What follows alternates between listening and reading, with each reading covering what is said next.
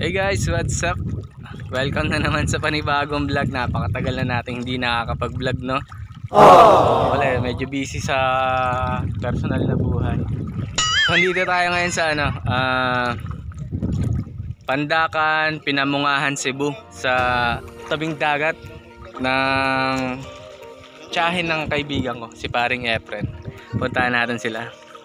Tour ko kayo sa kubo sa ibabaw ng dagat. Ito. So ito yung lugar, guys, oh. Bakawan siya, Bakawan, yan. Then ito medyo low tide pa. Wow, ang daming isda. Pre, napakadaming isda, pre, oh. Oh? Oo nga eh. Oh, ang dami. Oh. Ang dami talaga.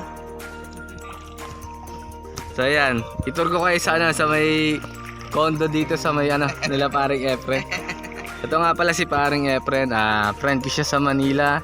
Sa hindi inaasahang pagkakataon, nagkita kami dito sa Cebu. At tiyempo, nag-message siya nung isang araw. Sabi niya, pre, nasan ka? Kamusta? Sabi ko, nandito ako sa Cebu, siya from Manila. Hindi kami nagpapanagpo doon. So nandito rin pala siya. Ayun, nagkita kami dito. Since malapit lang, pumunta na rin kami dito sa lugar nila sa may from Mandawi City sa Cebu.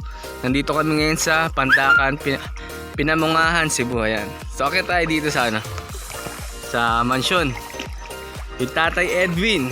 Alright. Ito yung papa ni Paring Efren. So pag akyat mo rito, enjoy ba mga boys sa swimming? Paano magaling swimming? Oy, ang galing sumisid ah. Susunod nito, magaling na manghuli ng isda. Oh, oh. Grabe kayo, no? Oy, nakahuli ah. Galing sumisid, oh. Uy. Nga pala yung isla ni SpongeBob kung napapansin nyo. Ayan. So medyo nag-high tide na, akit na tayo. O ano nangyari? May tumusok? Ano pangalan mo? Nahiya ka? Kung sa imo nga. Christoph, oh. Hindi niya gets yung Tagalog kasi iba nga yung language dito sa Cebu. So ito, okay tayo dito sa hagdan. Yan. Oh. Thank you, pre, napaka maalalahanin mo talaga, pare. Oo. So ito. Yan. So, yung hagdan dito. Alright, dahan-dahan lang tayo kasi mahirap na. Mabitawan natin yung cellphone, madulas tayo, malaglag. So ayan. Yung lugar, guys, oh. Napakadaming barko doon sa unahan. So pasok tayo dito sa kubo. Pagpasok mo rito, yan, nakikita mo rito yung kitchen. Ayan, hugasan, lutuan. Ito sa probinsya talaga siya. Yan, pagdating dito, tigaan, pag halimbawa gusto mo magpahinga, meron ding folding bed dito na hindi natutupi. Okay to. Yan, dito. Then overlooking window. Yan. So yung jacket natin dito nakakalat pa. Uy, andyan pala ka. Ingat ka dyan, baka mahulog ka dyan, ha. Si Tatay Edwin nga pala, tay. Si Tatay Edwin nga pala. Ang galing ng ginawa ni Tatay Edwin kanina na kinilaw? Yung kinilaw na may gata.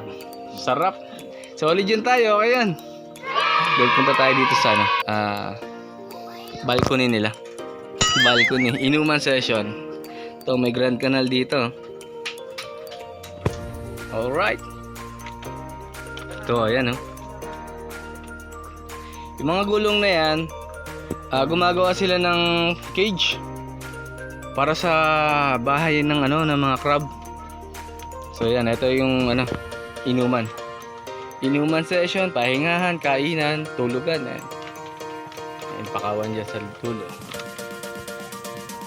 Ayan, kung mapapansin nyo doon, merong mga parang pinaka-line. Then sa gitna niyan, malalim. Na dyan linalaglag yung mga gulong para doon tumitira yung mga isda, mga crab. So dito sila. So pag nalaglag na yung gulong sa may nalubog na gulong sa dagat, sa ganito sila tumitira yan sa ilalim niya. Yan ang ginagawa nilang tahanan. So balik tayo. Oh, ayos. Enjoy dito. Probinsya.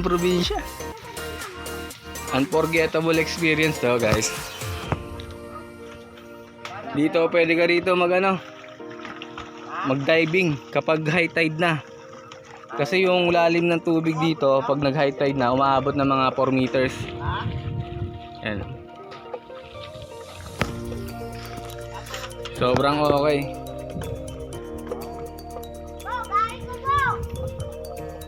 Tahimik. Payapa. And meron din dito guys, alulod. Para pag umulan, yung tubig, hindi siya ganun kaalat. So may pondo, hindi mo na kailangan mag-igib sa kalupaan. So meron silang stockan dito ng tubig. So, pinakaano nila. Alulod, kung tawagin sa Tagalog. Alright, ayan. May mga huling isda.